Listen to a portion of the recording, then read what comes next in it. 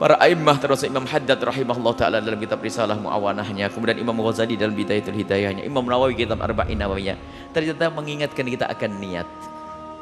Niat itu menghadapkan hati. Niat itu maknanya menghadapkan hati kepada siapa? Itu loh.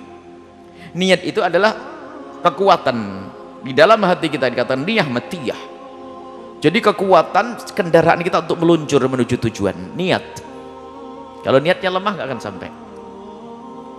Niat ada baik, ada tidak baik, ada dunia, ada akhirat. Niat dunia saja, kalau Anda pergi pengen belanja, pasti kebayang di otak Anda akan beli sayur ya di pasar sana, pasar Jaga Satru. Sayur niatnya bener kan apa? Untuk masak anak-anakku nanti harus makan. Niat nyampe ke sana. Kalau pengennya masak mie kemudian mau beli sayur gak ada niat, gak akan beli sayur. Jadi niat itu urusan dunia.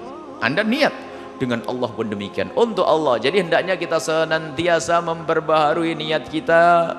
Dan ingat ini selalu kami ingatkan. Ingat, niat karena Allah. Niat karena Allah. Ketahuilah sebaik apapun kebaikan yang kita lakukan, jika bukan karena Allah, maka tidak akan kita mengambil buahnya. Tidak ada buahnya.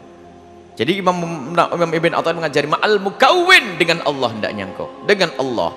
Ingat ada 3 manusia yang disebutkan oleh Allah, oleh Rasulullah dalam satu hadis sahih. Imam Bukhari meriwayatkan tentang 3 model manusia. Yang pertama adalah seorang yang alim menuntut ilmu. Orang yang alim menuntut ilmu padahal, dan sampai punya jamaah, punya sebagai seorang alim besar, punya murid besar, banyak muridnya. Di saat ditanya oleh Allah, untuk apa kau menuntut ilmu?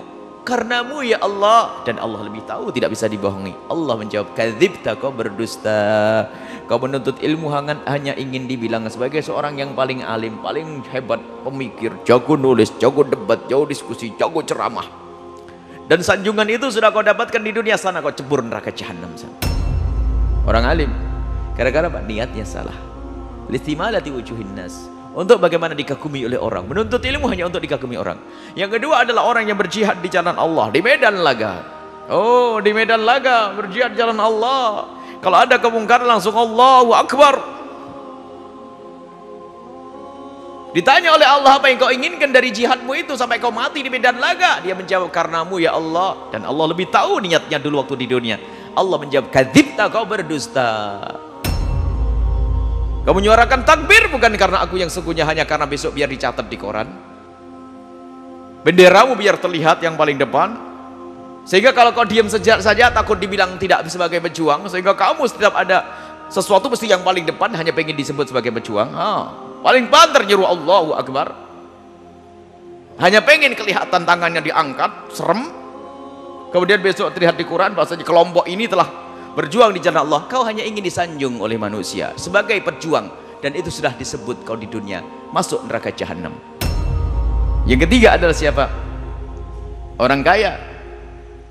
Orang kaya yang bersedekah, sedekah sana kemari. Hebat sedekahnya. Akan tapi ternyata dengan sedekahnya itu ditanya oleh Allah, untuk apa? Karenamu ya Allah. Allah maha tahu niatnya waktu di dunia dulu. Kadzibta, kau berdusta. Kau bersedekah banyak memberikan kepada manusia, hanya pengen disanjung oleh manusia dan sana masuk neraka jahanam. Nah, inilah kebaikan yang kita lakukan ini selagi bukan karena Allah, nggak ada dugannya dan sia-sia. Dan kalau sesuatu yang kita lakukan karena Allah, kita ngerti. Dalam bahasa lain kita akan menghadiahkan untuk Allah. Akankah kita menghadiahkan untuk Allah yang maha tahu tentang sesuatu yang bakal dihadiahkan, lalu kita berikan sesuatu yang jelek? Mustahil.